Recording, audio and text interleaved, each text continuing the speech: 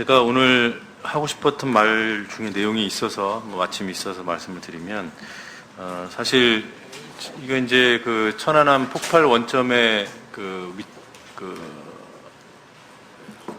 진실성, 위치, 이런 문제와 다 관련이 있습니다만, 저희 언론검증위원회에서는 뭐 어떤 특정한 가설을 갖고 있지는 않아요. 그러나, 그러니까 한순간에 함체를 두 동강 내는 어뢰 격침, 이것은 아니라는 것은 이제 확실하게 저희들이 그 판단을 내렸고, 그것이 아닌 다른 가능성, 뭐 좌초이냐, 뭐 무슨 물체와의 충돌이냐, 아니면 약한 타격이냐.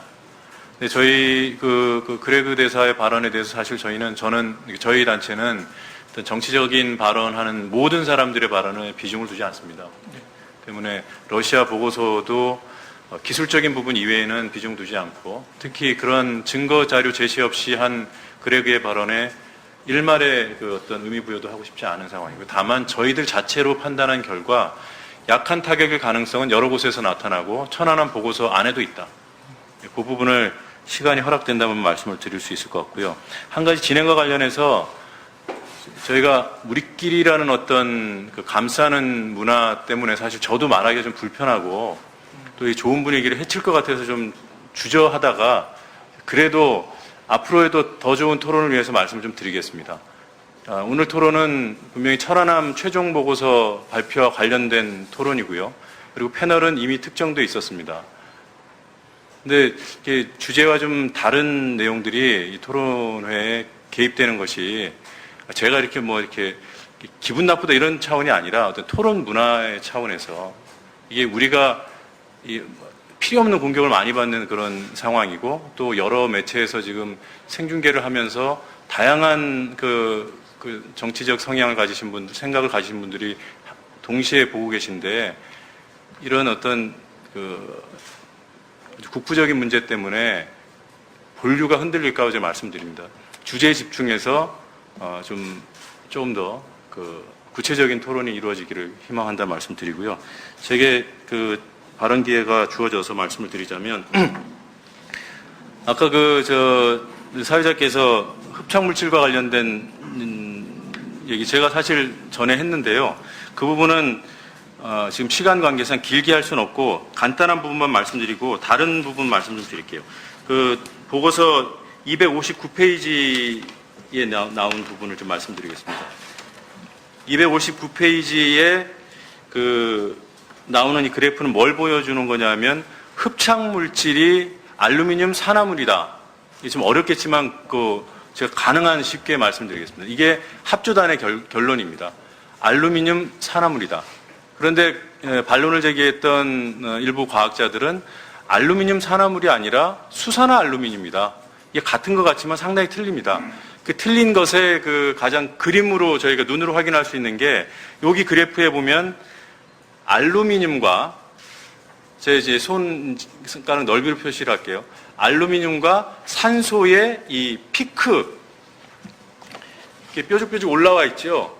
그 알루미늄과 산소의 피크의 높이의 비율로 이것이 어떤 물질인가를 특정하는 것이 이제 흡착물질 분석의 어떤 간단히 말씀드리면 핵심이라고 할 수 있는데, 이렇게 피크가 두 개가 이제 비슷한 알루미늄과 산소가 1대 0.9 정도의 비율로 나타나는 것은 수산화 알루미늄이라는 주장이 제기됐어요.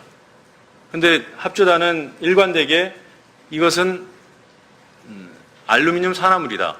그런데 알루미늄 산화물의 이제 특징은 산소의 피크가 지금 이것의 한 3분의 1가량 좀 낮아야 됩니다. 그래서 왜 이렇게 산소의 피크가 높냐? 이것이 논쟁의 핵심이었어요. 근데 합조단에서 그 논쟁 과정에 무슨 얘기를 했냐? 그 흡착물질에 물이 들어가 있었다. 물은 H2O이기 때문에 산소가 있어서 그 산소가 여기 반영된 것이지, 그 물을 빼면은 산화 알루미늄의 그 피크 비율하고 똑같아진다. 그러면서 무슨 실험을 했냐면 열처리 실험을 했습니다. 가열을 한 거죠. 건조시킨 거예요. 정말로 물이 빠져나가는지. 그래서 물을 이제 온도를 높여가면서 가열해서 피크가 낮아지는 것, 산소의 피크가 낮아지는 것을 확인했다고 지금 여기다 실어놓은 것입니다.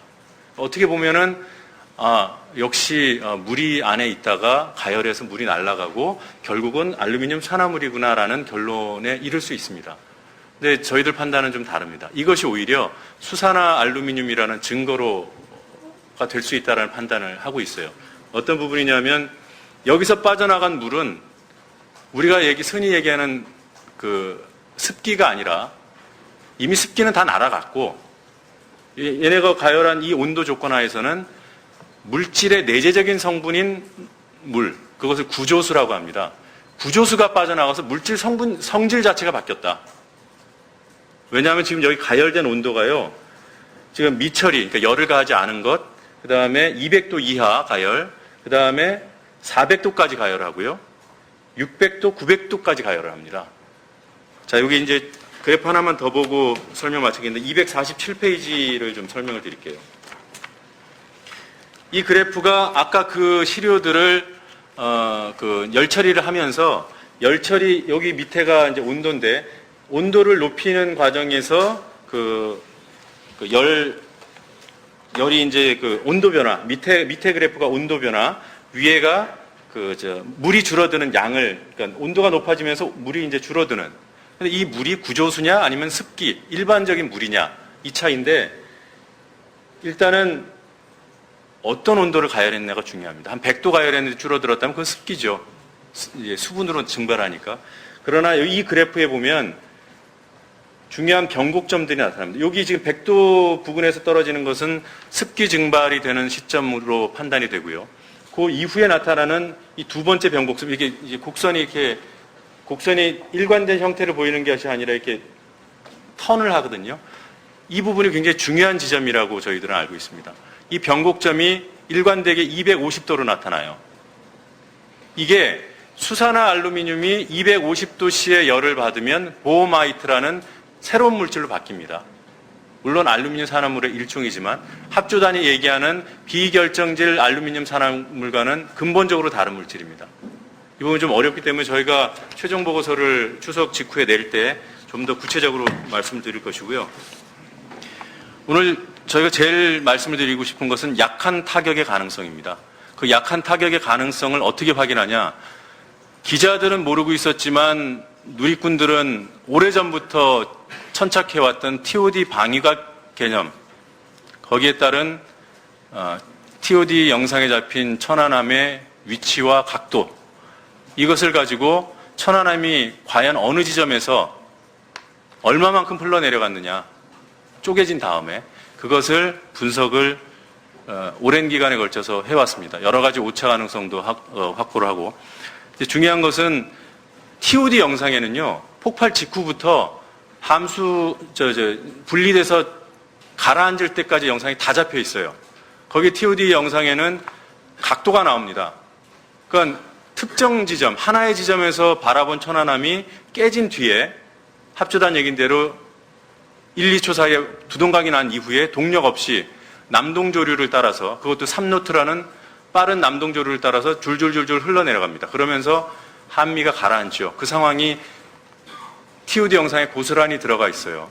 그럼 각도 변화를 알 수 있습니다. 한 지점에서 바라본 피사체의 각도가 바뀌었으면 얼마만큼 이동했는지를 알 수 있습니다. 그러면 터진 순간으로부터 한미가 침몰할 때까지의 거리를 TOD 영상 하나로 찾아낼 수 있어요. 그걸 네티즌들이 오래전부터, 몇 달 전부터 해왔습니다. 그걸 저희들이 좀 더 세밀하게 분석하고 오차 가능성을 대입해서 저희가 합조단에 공식 질의를 넣었습니다.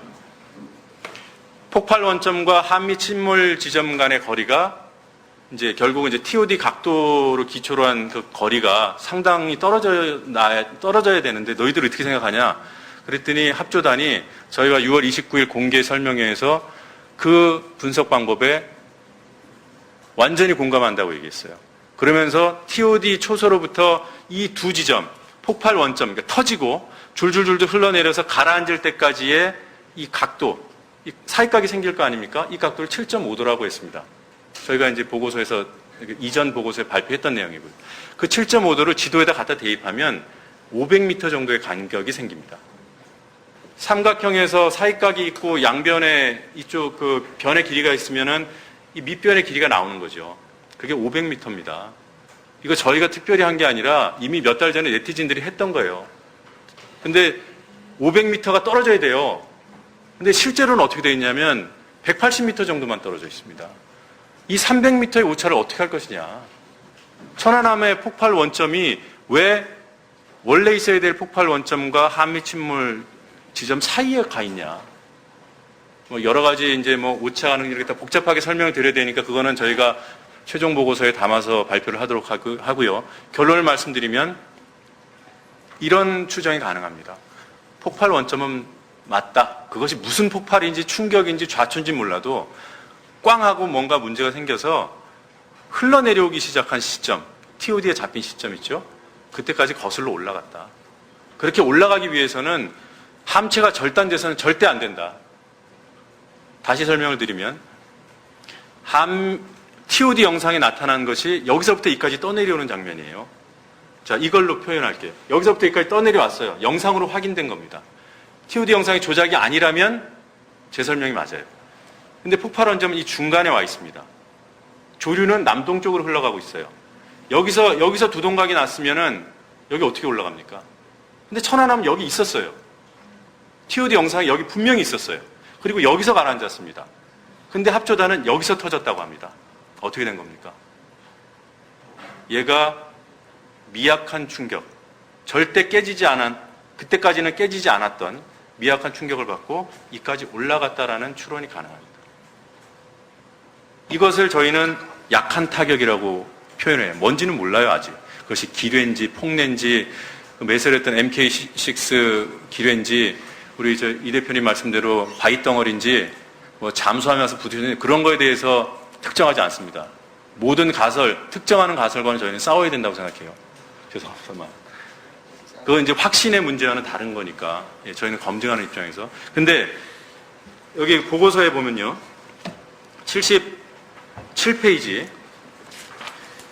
이 합조단이 낸 최종 보고서에 이렇게 되어 있습니다. 비접촉 계류길에 의한 수중 폭발은 천안함 파괴 형성과 유사하므로 그 가능성을 배제할 수 없다고 되어 있습니다. 합조단 스스로 가능성을 배제하지 않으면서 그러나 아니다라는 근거들을 몇 가지 대요. 78페이지 보도록 하겠습니다. 자, 이것이 계류기뢰인데요. 계류기뢰가 이제 밑에 고정해서 이제 이렇게 물에 이제 계류 상태로 떠 있는 거잖아요. 근데 이제 조류가 세면 이놈이 이제 해저 쪽으로 이렇게 기운다는 거죠. 밀리니까. 그러면 해수면하고 그 거리가 이제 길어진다. 그 당시엔 3노트가 흘렀기 때문에 계류기뢰가 있었다 하더라도 그 해수면하고는 18m 정도의 차이가 난다. 여기서 터져봤자 폭발력이 얼마나 되겠냐. 이걸로는 두동강 못 난다. 그래서 아니래요. 근데 저희들을 볼 때는 만약에 계류기뢰라면 가까이서 터졌다면 얘기 안 되죠. 저희는 약한 타격의 가능성을 보는 입장에서 설명드린 겁니다. 오히려 조류를 타고 계류기뢰가 해저에 더 가까워져서 이것이 터졌을 때 폭발력이 함체에 덜 전달된 것이 오히려 근거가 될 수 있다. 특정하는 것이 아니라 가능성을 말씀드립니다. 또 한 가지 79페이지에 보면은 만약에 이게 계류기뢰라면 계류기뢰와 관련된 뭐 앵카라든가 계류색이라든가 이런 것이 왜 발견이 안 됐냐라고 해요. 근데 이건 논리가 아닙니다. 추진체 발견 안 됐으면 어뢰 아니라고 했을 거예요. 지금 유실된 폭내 어뢰들 못 찾고 있는데 그러면 그건 유실 안 된 겁니까? 그것도 근거가 될 수 없습니다. 또 하나 MK6의 폭발 가능성이 제기가 됐습니다만 87페이지입니다. 87페이지에 이제 육상 조정 기뢰라고 기뢰가 있고 도전선이 일종의 전선이 연결돼서 육상에서 유선으로 조정해서 터뜨리는 거래요. MK6. 이거를 이제 과거에 매설했는데 국방부는 다 수거했다라고 얘기하지 않습니까? 그러나 뭐 여전히 수거 안 됐을 가능성이 존재하는 것이고 이것을 매설했던 기술자가 폭발 가능성을 증언한 내용이 여기 들어가 있습니다. 근데 이제 합조단은 이 사람의 얘기를 듣고 뭐 토론회까지 하고 다 했는데 한국화역이라는 데에다가 이제 의뢰를 해보니까 그 MK6에 연결된 도전선이 끊어져서 그 단선된 상태에서 해류하고 접촉하면서 스파크가 일어서 폭발할 가능성이 이 기술자는 있다라고 얘기했는데 그 한국화약의 그 다음 페이지 한국화약의 그 자문 결과 가능성이 없다라고 했답니다. 그럼 이거 논란이잖아요. 누굴 믿어요 지금? 근데 이걸 가지고 했던 MK6의 그 도전선 절단 상태에서 폭발 가능성이 없다라는 게 합주단 결론인데 우리는 여전히 그런 가능성을 좀 더 내밀히 검토를 해봐야 된다. 그리고 MK6일 가능성이 없다고 주장하는 것 중에 하나가 MK6의 도전선이 끊겨 있으면 어떻게 천안함하고 관련이 되냐. 도전선이 이게 깁니다. 그리고 안에 뭐 구리랑 뭐 아연이랑 들어가 있고 위에 이제 그 고무 피복이 이렇게 돼 있는데 이게 무겁대요. 그래서 물에 절대 뜰 수가 없대요. 그렇기 때문에 위에 둥둥 떠다니는 천안함하고 관련이 안 된다고 하는데 그렇게 하면 관련이 안 되지만 만약에 이 MK6의 도전선과 뭐 그물 같은 또 제3의 매개가 연관돼 있었다면 두루루 말려 들어갈 가능성이 없다고 또 할 수 없는 거죠. 이게 가능성을 말씀드리는 겁니다. 오해하지 마시고요. 그건 위원장님 잠깐만 예. 조금 다시 기회를 드릴 테니까 예. 한번 쉬었다 가시는 게 어떠실까요? 한번, 예. 또 그거 마저 말씀하시죠. 예, 그래서 그 MK6가 이제 도전선도 배제할 수 있는 결정적인 근거는 아니고 또한 그 MK6의 폭발력이 TNT 136kg이라고 하는데 오히려 이 정도 폭발력이요 지진파 1.5 규모에 오히려 부합합니다. 지진파 1.5면은 약 125kg 전후가 되거든요. 그런 점에서 그 답변을 대신하도록 하고요. 다시 한번 말씀드리지만 어느 가설을 지지하기 위한 것이 아니라 가능성이 여전히 남아 있다라는 것이고 어뢰에 의한 아주 그 직접적인 타격에 의한 그 순간적인 함체 절단은 아니라는 말씀을 드립니다. 감사합니다.